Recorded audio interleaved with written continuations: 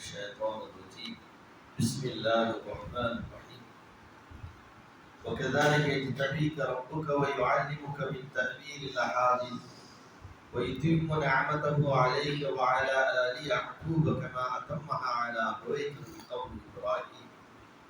من قبل إبراهيم وإسحاق إن ربك عليم حكيم. இவ்வாறுதான் உம்மை இறைவன் தேர்ந்தெடுத்தான். மேலும் உமக்கு கனவுடைய விளக்கங்களையும் கற்றுக் கொடுத்தான்.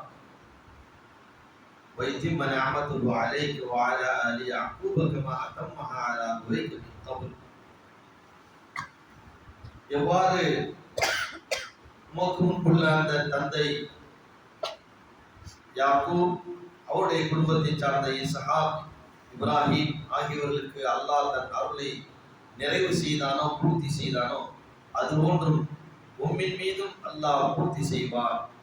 இந்த ரப்பக அலீமுன் ஹகீம், நிச்சயமாக உங்களுடைய இறைவன் மிகவும் ஞானம் உள்ளவன் என்று யாக்கூப் அலைஹிஸ்ஸலாத்து வஸ்ஸலாம் தன்னுடைய மகனுக்கு கூறினார்கள்.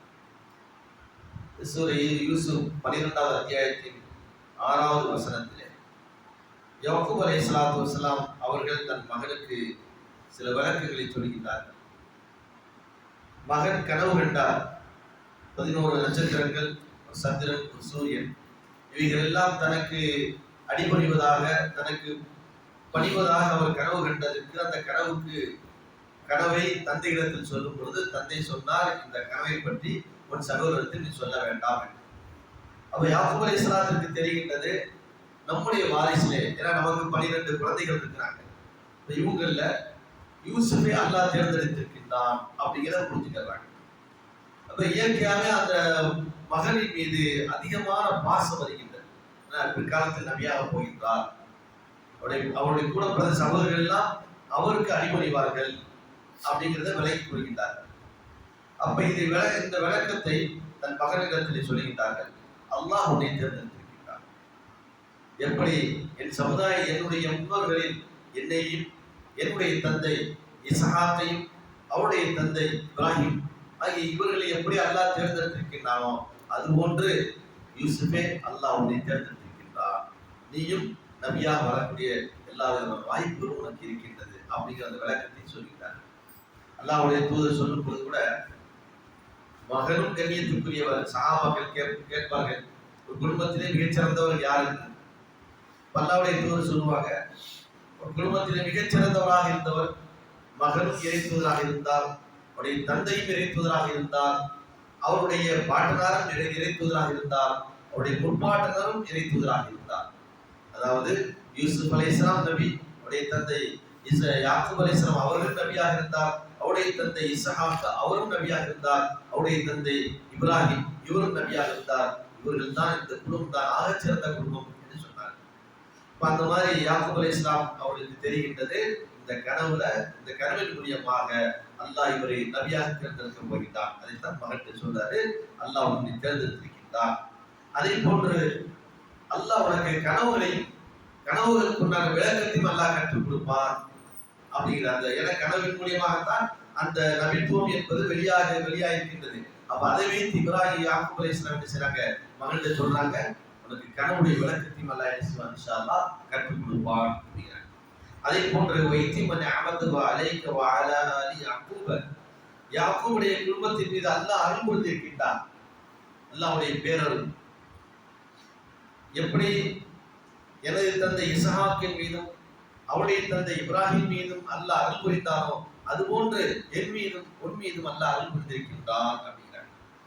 இங்கே நாம் பார்க்க வேண்டியது என்னவென்றால், இறைத்தூதராக அனுப்பப்பட்டவர்கள் பல்வேறு சோதனைக்கு ஆளாக்கப்பட்டிருக்கின்றார்கள். எந்த இறைத்தூதரும் வந்தவுடனே அப்படியே என்ன செய்யற, மக்களுக்கு பிரச்சாரம் பண்ணிட்டு உடனே மக்கள் எல்லாம் அந்த மார்க்கத்தை ஏற்றுக்கொண்டு நிம்மதியான முறையிலே மௌத்தானார்கள் அப்படிங்கிற வரலாறு இல்லை. எல்லா நபிமார்களும் இந்த உலகத்திலே வந்த அனைத்து இறைத்தூதர்களுமே பல்வேறு சிரமங்களையும் துன்பங்களையும் சந்தித்திருக்கின்றார்கள்.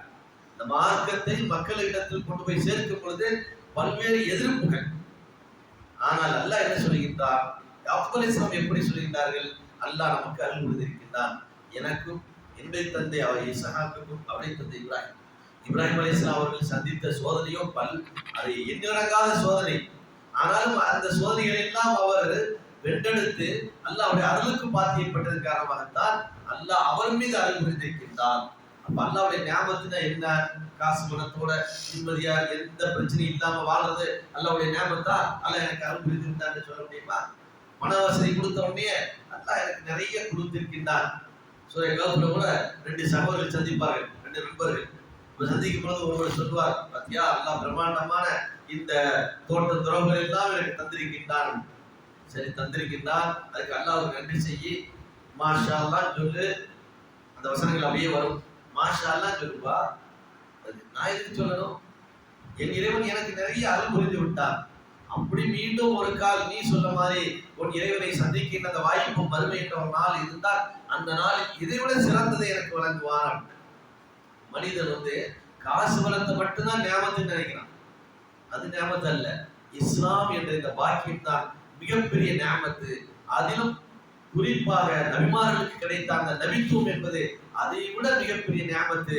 ஆக இந்த ஞாபகத்தை பெற்றிருக்கக்கூடிய நமக்கு நபிமார்களுக்கு பயங்கரமான சோதனை, நமக்கு என்ன கொஞ்சம் கம்மியா நமக்கு 60% 70% சோதனைகள் வரத்தான் செய்யும். அந்த சோதனையான காலகட்டங்கள் எல்லாம் நம்ம பொறுமையை கையாளும் பொழுது அல்லாஹ் இந்த இஸ்லாத்தை இந்த ஈமான் நமக்கு கொடுத்ததுக்காகவே அல்லாஹ் நம்ம மீது என்ன செய்திருக்கிறார்? அருள் புரிந்திருக்கின்றார். அதைத்தான் தன் மகனுக்கும் சொல்கிறார், மகனே நீயும் பல்வேறு சிரமங்களை அனுபவிக்க காத்திருக்கின்றாய், பல சிரமங்களை நீ சந்திப்பாய் என்ற அடுத்த வரலாறு கூட அவனுடைய சோதனையான காலகட்டம் ஆரம்பமாகிவிடும் அடுத்தடுத்த வசனங்களிலே. ஆக நபிமார்களுக்கு செய்த அந்த இப்ராஹிம், யாக்கூப், ஈசா இவர்கள் செய்த அதே ஞானத்தை அல்லாஹ் ஒரு மீதும் அருள் புரிந்திருக்கின்றார். நிச்சயமாக அல்லாஹ் மிகவும் அறிந்தவனாகவும் ஞானம் உள்ளவனாகவும் நுட்பம் உள்ளவனாகவும் இருக்கின்றான் அப்படிங்கிற செய்தியை தன் மகனிடத்தில் கூறினார்.